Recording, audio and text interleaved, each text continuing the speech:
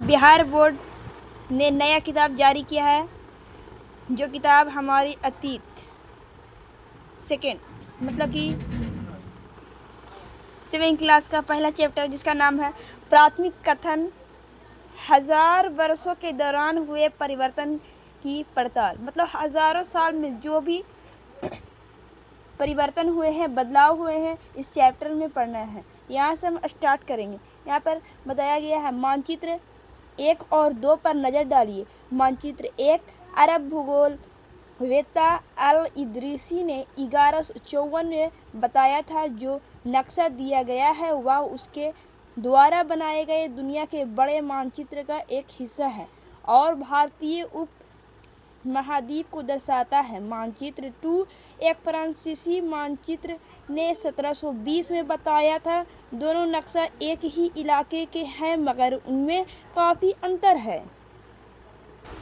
तो मानचित्र 1 ये है। अब मानचित्र 2 यहाँ दर्शाया गया है, जिसमें दोनों में बहुत ही ज़्यादा अंतर है। मानचित्र 1 में बताया गया है 1154 में अल इदरीसी ने बताया है, जिसमें ये मानचित्र आप लोग देख सकते हैं भारत का नक्शा, जहाँ पर अरबी के लफ्ज़ों में कुछ नाम है, जो कि उत्तर प्रदेश जो है वो सुना हुआ नहीं, बल्कि अभी हमारे वर्तमान में राज्य है उत्तर प्रदेश। तो उत्तर प्रदेश है जो कि श्रीलंका की तरफ अभी दिखाया जा रहा है। उसी तरफ अगर दूसरी तरफ हम लोग देखेंगे मानचित्र 2 को, तो ये देख सकते हैं ये भारत का नक्शा अभी जैसे है वर्तमान में उस तरीके से दिखाया जा रहा है। तो ये आप लोग देख सकते हैं कितनी तब्दीली आई है। 1154 में कुछ इस तरीके का था और 1720 में कुछ इस तरीके का हो चुका है यहाँ से, मगर उनमें काफ़ी अंतर है। अल इदरीसी के नक्शे में दक्षिण भारत उस जगह है जहाँ हम आज उत्तर प्रदेश भारत ढूंढेंगे, और श्रीलंका का द्वीप ऊपर की तरफ है। जगहों के नाम अरबी में दिए गए हैं और उनमें कुछ जाने पहचाने नाम है, जैसे उत्तर प्रदेश। यहाँ देखिए मानचित्र 1 के बारे में कुछ बताया गया है। 12वीं सदी के भूगोलवेत्ता अल इदरीसी का बनाया हुआ दुनिया के नक्शे का एक हिस्सा है, जिसमें भारतीय उप महाद्वीप को भूमि के समुद्र तक दिखाया गया है। मानचित्रकार जो व्यक्ति मानचित्र को नक्शे बनाता है उसे मानचित्रकार बनाते हैं। जैसे कि इसमें बताया गया है कि मानचित्रकार किसको कहेंगे, जो मानचित्र के नक्शे को बनाएगा उसको मानचित्रकार कहते हैं। इसे हमने पहले ही दिखाया कि ये भारत का नक्शा कब बना था, 1720 का है। ये 1720 का 18वीं सदी के आरंभ में गियोलाम द लिस्ले के एटलस नुवो के अनुसार यह उपमहाद्वीप उत्तर प्रदेश का कन्नौज मानचित्र 2 के पहले मानचित्र के बनने के लगभग 600 वर्ष बाद बनाया गया है। इस कालावधि में उपमहाद्वीप के बारे में सूचनाएं कभी बदल गई थी। यह नक्शा हमें ज़्यादा परिचित लगेगा। उसमें विशेष तटीय इलाकों के बारीक ब्यौर देखकर आश्चर्य होता है। यूरोप के नाविक तथा व्यापारी अपनी समुद्र यात्रा के लिए इस नक्शे का इस्तेमाल किया करते थे। इस बॉक्स में हमसे यह क्वेश्चन अपने दिमाग को खोलने के लिए किया गया है। क्या गंगा नदी का चित्र उस पहले मानचित्र में है? क्या वही इलाके हैं? क्या वही भूमि दिखाया गया है? आगे पढ़ेंगे। इतनी ही महत्वपूर्ण एक और बात यह है कि दूसरे युग का मानचित्र अंकन का विज्ञान भी बहुत बदल गया था। इतिहासकार जब बीते युग के दस्तावेज़ों, नक्शों और लेखों का अध्ययन करते हैं तो उनके लिए उन सूचनाओं के संदर्भों का, उनकी भिन्न भिन्न ऐतिहासिक पृष्ठभूमियों का ध्यान रखना ज़रूरी होता है। साथ ही साथ दूसरे इलाकों का, दूसरे देशों का भी इतिहास बदल चुका होता है। जैसे कि हम लोग का भारत का मानचित्र बदला हुआ है, उसी तरीके से अलग अलग देशों का अलग अलग भूमि का भी बदला हुआ है। हर एक दस्तावेज बदली हुई है।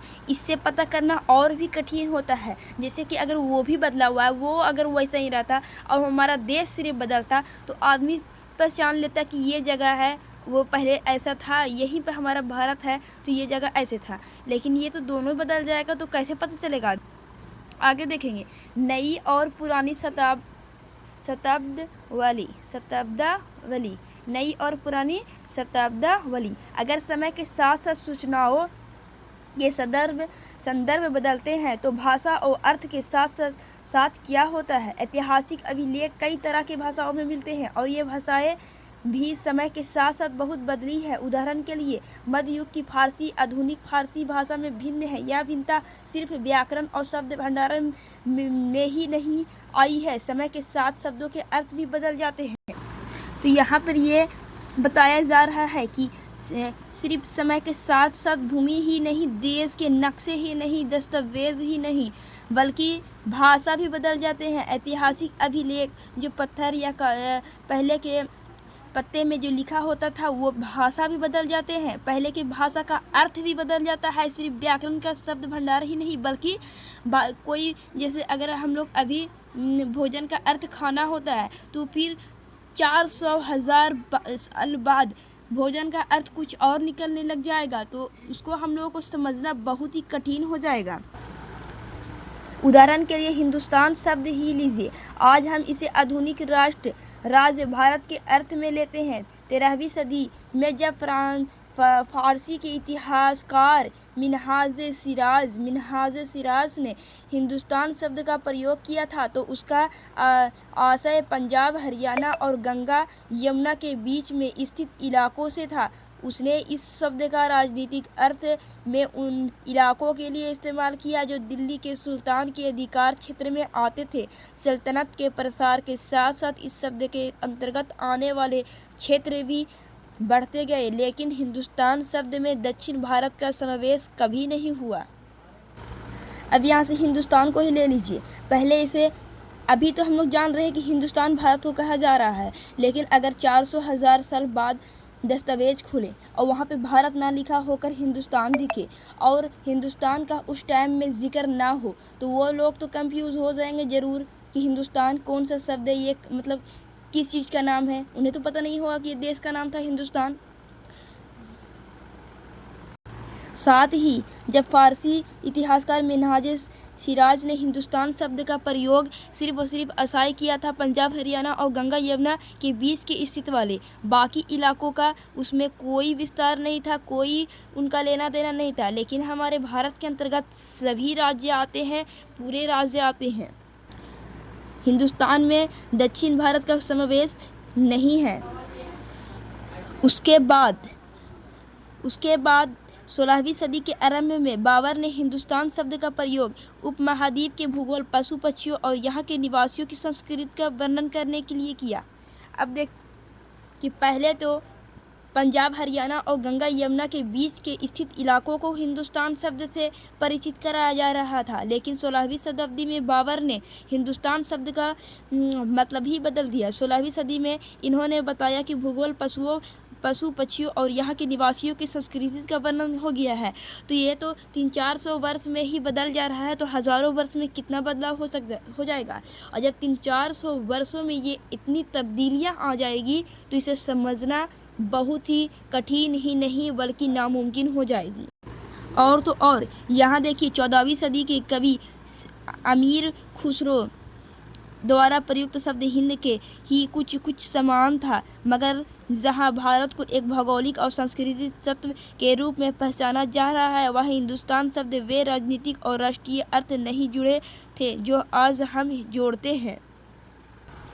किसी भी शब्द का प्रयोग करने में इतिहासकारों को बहुत सावधान रहना चाहिए, क्योंकि अतीत में उन शब्दों के कुछ अलग ही अर्थ थे। उदाहरण के लिए विदेशी जैसा सीधा साधा शब्द ही ले लीजिए, हमारे लिए आज इसका अर्थ होता है ऐसा व्यक्ति जो भारतीय ना हो। मध्य युग में मानो किसी गांव में आने वाला कोई भी अनजान व्यक्ति जो उस समय समाज या संस्कृति का अंग ना हो विदेशी कहलाता था। ऐसे व्यक्ति को हिंदी में परदेशी और फारसी में अजनबी कहा जा सकता है। इसलिए किसी नगरवासी के लिए निवासी विदेशी होता है, किंतु एक ही गांव में रहने वाले दो किसान अलग अलग धार्मिक या जाति परंपराओं से जुड़े होने पर एक दूसरे के लिए विदेशी नहीं होते हैं। तो यहाँ पर ये बताया जा रहा है कि आज तो हम लोग विदेशी उन लोगों को कहते हैं जो दूसरे देश से आते हैं, लेकिन मध्य युग में जो दूसरे गांव के, जो दूसरे राज्य के होते थे उसे विदेशी कहा जाता था। अब तो हम लोग जो दूसरे गांव और दूसरे देश, दूसरे राज्य के होते हैं उसे हम लोग परदेशी कहते हैं। तो ये बात इतिहासकारों को बताया जा रहा है कि इतिहास लिखने से पहले कुछ सोचे समझे और उन शब्दों का उपयोग करें जो 200-400 सालों में बदले ना। इतिहासकार और उसके स्रोत। इतिहासकार किस युग का अध्ययन करते हैं और उनकी खोज की प्रकृति क्या है, इसे देखते हुए वे अलग अलग तरह के स्रोत का सहारा लेते हैं। उदाहरण के लिए पिछले साल आपने गुप्त वंश के शासकों और हर्षवर्धन के बारे में पढ़ा, मतलब 6 क्लास में पढ़ा। इस पुस्तक में हम मोटे तौर पर 700 से 1750 ईस्वी तक लगभग 1000 वर्षों के बारे में पढ़ेंगे। मतलब इस बुक में हम लोग लगभग 700 से लेकर 1750 ईस्वी तक मोटे तौर पर पढ़ेंगे। इस काल के अध्ययन के लिए इतिहासकार जिन स्रोतों का प्रयोग करते हैं उनमें आपको बहुत सी बातें मिलेगी जो पिछले युग से वैसी ही चली आ रही है। इतिहासकार इस काल के बारे में सूचना इकट्ठी करने के लिए अभी भी सिक्कों, शिलालेखों, स्थापत्य, भवन निर्माण कला तथा लिखित सामग्री पर निर्भर करते हैं, पर कुछ बातें पहले से काफ़ी भिन्न है। इस युग में प्रमाणिक लिखित सामग्री की संख्या विविधता आश्चर्यजनक रूप से बढ़ गई। इसके आगे इतिहासकार सूचनाओं के दूसरे प्रकार के स्रोत का इस्तेमाल धीरे धीरे काम करने लगे। मतलब यहाँ पे ये तात्पर्य है कि पिछले युग की कुछ बातें ऐसे भी होती हैं जो आज भी वैसे ही चल रहा है। जैसे हम लोग आज भी पहले जो पत्र लेख चलता था वो आज भी चल रहा है, समाचार पत्र, लेकिन कुछ बातें बदल चुकी है जो आगे हम लोग पढ़ेंगे। यहाँ पर कागज़ का मूल्य बताया जा रहा है। इन दो प्रसंगों की तुलना कीजिए। 13वीं सदी के मध्य में एक विद्वान को एक पुस्तक की प्रतिलिपि की ज़रूरत पड़ी। उसके पास उतना कागज़ नहीं था, इसलिए उसने एक ऐसी पांडुलिपि को ढो डाला जिसकी उसे ज़रूरत नहीं थी और उसके कागज़ को सुखाकर उसका इस्तेमाल कर लिया। और एक सदी बाद अगर आप बाज़ार से कोई खाद्य पदार्थ खरीदते हो तो हो सकता है कि आपकी किस्मत अच्छी होती है और दुकानदार वह वस्तु कागज़ में लपेट कर देता है। तो कागज़ कब अधिक महंगा था और कब आसानी से उपलब्ध था, 13वीं सदी या 14वीं सदी? तो कागज़ का मूल्य 13वीं शताब्दी में ज़्यादा था और 14वीं शताब्दी में कम।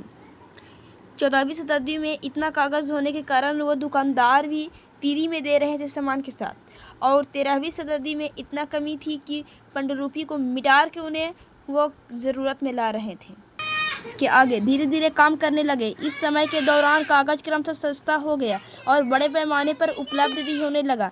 लोग धर्म ग्रंथ, शासकों के वृत्तांत, संतों के लेखन तथा उपदेश, अज़िया, अदालतों के दस्तावेज, यहाँ पे अदालत लिखा हुआ है, दस्तावेज, हिसाब तथा करों के खाते आदि लिखने में इसका उपयोग करने लगे।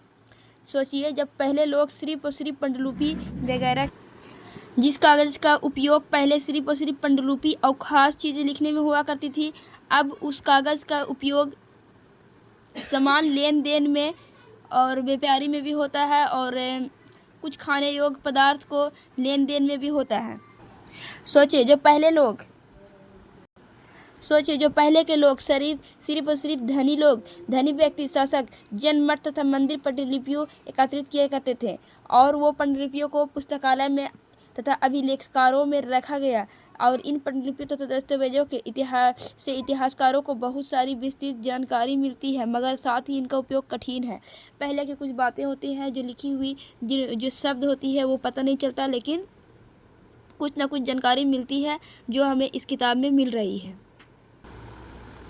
प्रतिलिपियों में गलतियाँ, छापे खाने नहीं होने के कारण बहुत ज़्यादा हुई। अभी भी अगर हम लोग किसी का नोट्स अगर लेते हैं और उस नोट से उतारते हैं तो कोई वर्ड हम लोग को समझ नहीं आता है और उसे हम लोग गलती उतार देते हैं। तो उसी तरह पांडुलिपि को भी उतारा जाता था दूसरे जब कागज़ पर, तो हल्का वो गलती कर दी है, अगली बार दूसरे कोई गलती कर दी है, तीसरी बार कोई और गलती कर दिया वर्ड, और इस तरह होते होते शब्द, वाक्य और बहुत सारी लाइनें गलती होती चली गई और बाद में ये समझना बहुत ही कठिन होता चला गया। अभिलेखागार ऐसे स्थान जहां दस्तावेजों और पांडुलिपियों को संग्रहित किया जाता है। आज सभी राष्ट्रीय और राज्य सरकारों के अभिलेखागार होते हैं जहां वे अपने तमाम पुराने सरकारी अभिलेख और लेन देन की ब्यौरों का रिकॉर्ड दिखाते हैं। मतलब कि अभिलेखागार कहाँ किसको कहा जाएगा, जहाँ पर दस्तावेज और पांडुलिपियों को संग्रहित कर रखा जाएगा, उसे अभिलेखागार कहेंगे। और हर एक राज्य और देश में हुआ करती है, वहाँ की रिकॉर्ड वगैरह और पांडुलिपि को वहाँ पर संभाल कर रखा जाता है और देखने वाले लोग वहाँ पर देखने जाते हैं।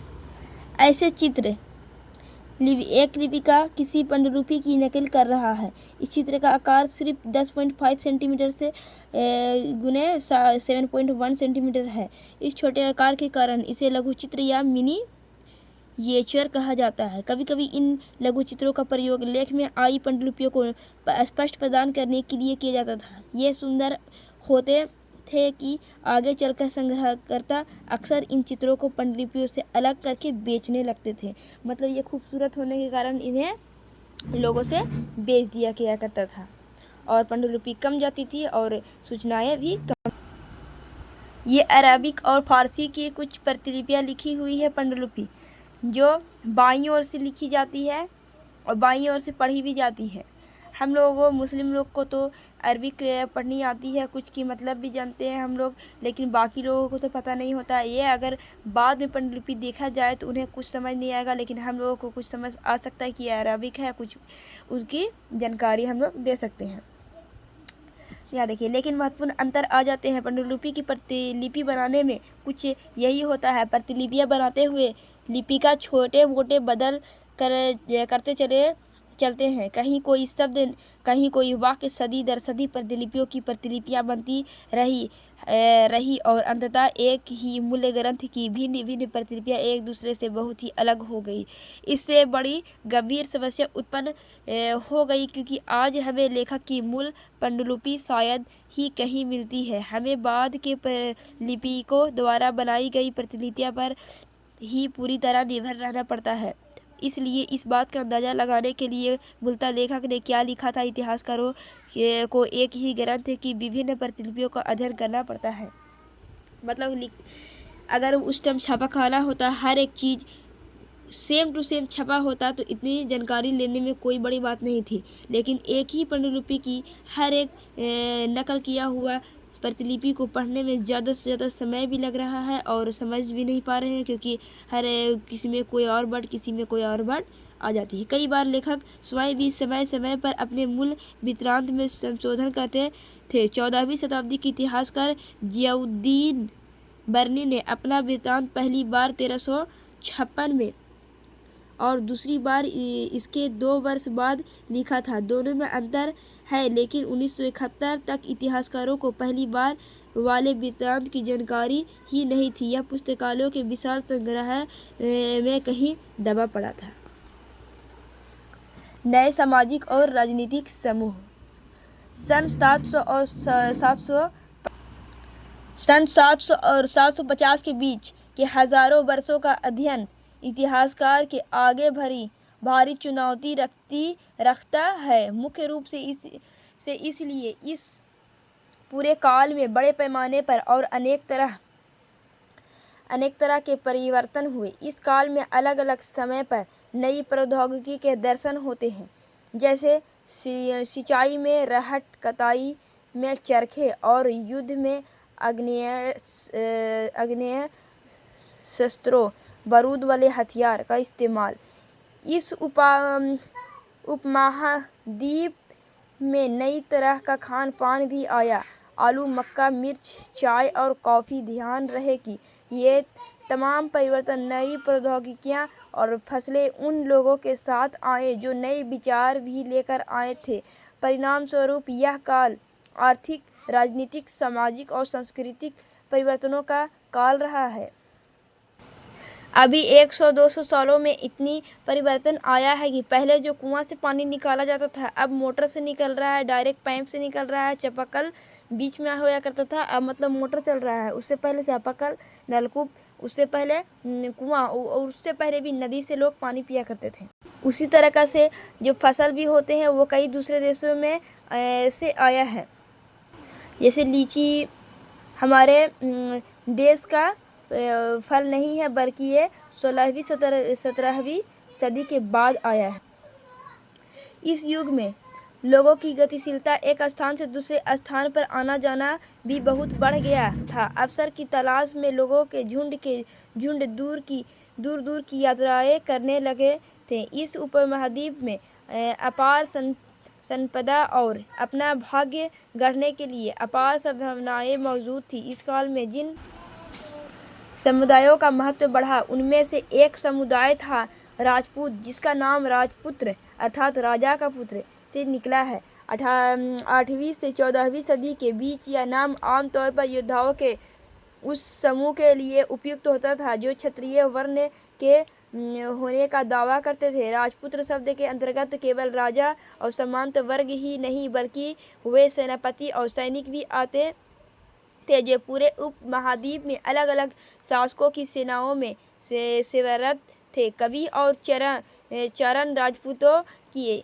आचार संहिता प्रबल पराक्रम और स्वामी भक्ति का गुणगान करते थे। इस युग में राजनीतिक दृष्टि से महत्व हासिल करने के अवसरों का लाभ मराठा, सिख, जाट, अहोम और कायस्थ, मुख्यतः लिपिकों और मुंशियों का कार्य करने वाली जाति आदि समूहों ने उठाया। इस पूरे काल के दौरान क्रमशः जंगलों की कटाई हो रही थी और खेती का इलाका बढ़ता जा रहा था। कुछ क्षेत्रों में यह परिवर्तन अन्य क्षेत्रों की अपेक्षा अधिक तेजी से और पूरे तौर पर हुआ। पर्यावरण में परिवर्तन के कारण कई वनवासियों को मजबूत होकर अपना स्थान छोड़ना पड़ा। कुछ वनवासी जमीन की जुताई करने लगे और कृषक बन गए। कृषकों के ये नए समूह क्षेत्रीय बाजार, मुखियाओं, पुजारियों, मठों और मंदिरों के प्रभावित होने लगे। वे बड़े और जटिल समाजों के अंग बन गए।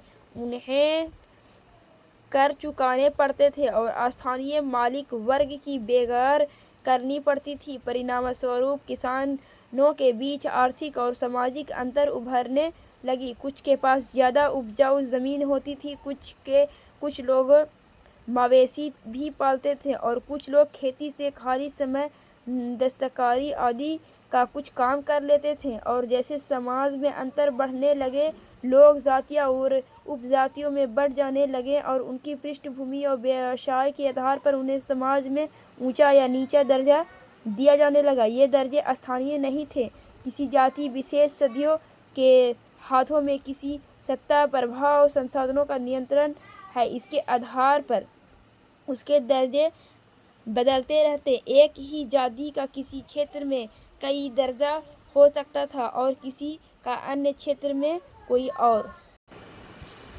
अपने सदस्यों के व्यवहार का नियंत्रण करने के लिए जातियां स्वयं अपने नियम बनाती थी। इन नियमों का पालन जाति के बड़े बुजुर्गों की एक सभा करवाती थी, जिसे कुछ इलाकों में जाति पंचायत कहा जाता था। मतलब कि बड़े जाति लोग खुद से अपने आप को बड़ा करने के बाद वो छोटी जातियों पर हुकूमत चलाया करते थे और उन्हें जातियों में बंटवारा करने के बाद छोटे काम दिया करते थे और उन्हें मानना भी पड़ता था। लेकिन जातियों को अपने निवास के गांव के रिवाज का पालन भी करना पड़ता था। इसके अलावा कई गांवों पर मुखियाओं का शासन होता था। मिलाकर वे किसी राज्य की एक छोटी इकाई भर होती थी। मतलब राज्य के बराबर, मतलब छोटी राज्य के बराबर उसकी इकाई बन जाती थी और उन्हें बड़े जाति के जो लोग हुआ करते थे उन्हें मनवाया करते थे। क्षेत्र और साम्राज्य, चोल अध्याय, तुगलक अध्याय या मुगल अध्याय जैसे बड़े बड़े राज्यों के अंतर्गत कई सारे क्षेत्र आ जाते थे। दिल्ली के सुल्तान गयासुद्दीन बलबन 1266 से 1287 की प्रशंसा में एक सांस्कृतिक परिस्थिति के उदाहरण के लिए अध्याय 2 देखिए। मतलब आगे की ये अध्याय के बारे में बताया गया है। उसमें उसे एक विशाल साम्राज्य का शासक बनाया गया है जो पूर्व में बंगाल गौड़ से लेकर पश्चिम में अफगानिस्तान के गजनी तक फैला हुआ था और जिसमें संपूर्ण दक्षिण भारत द्राविड़ भी आती है। गौड़ आंध्र, केरल, कर्नाटक, महाराष्ट्र और गुजरात आदि विभिन्न क्षेत्रों के लोग उनकी सेना भारत के मानचित्र को पूरे रोमन 1 से लेकर 24 में बंटवारा किया हुआ है, जो उसे पिछले पाकिस्तान के बंटवारे के पहले के ही लगता है। इसलिए पूरे 24 में बटे हुए हैं, जिसमें मवार और जैसे मुल्तान जैसे जो है वो सब पाकिस्तान में अब आती है। पहले में जो है वो भी नेपाल, बांग्लादेश सब पहले एक में था, तब का ये मानचित्र है।